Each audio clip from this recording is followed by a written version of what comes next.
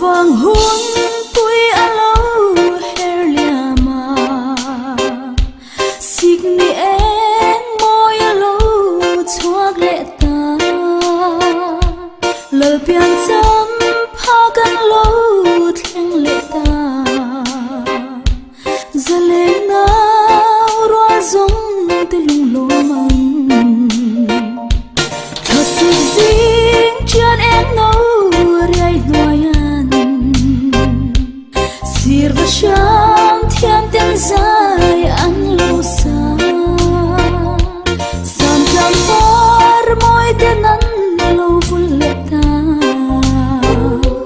thasi vur kai fe min moi ten bo me o ka bi du lai dam chi Christmas lim ten ni mang du na every phone call message mangi Christmas si bay karon hane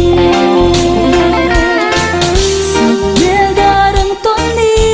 a herma no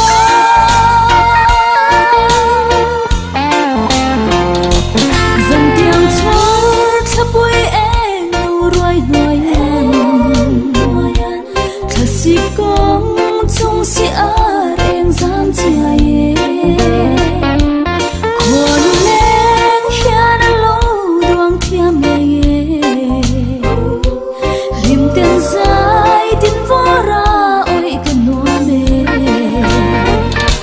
o ka ti du lai dam chi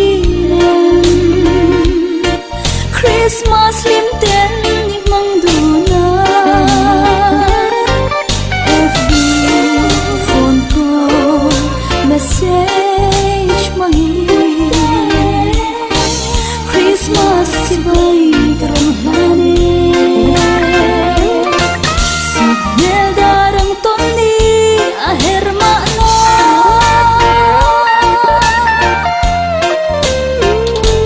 hum pui su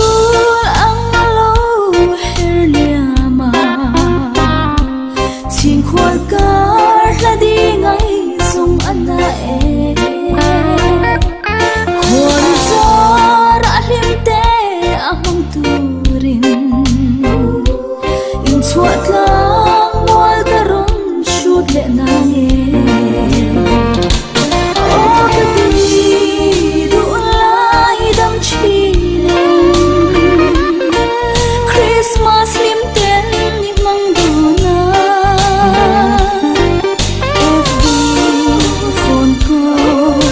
message mangi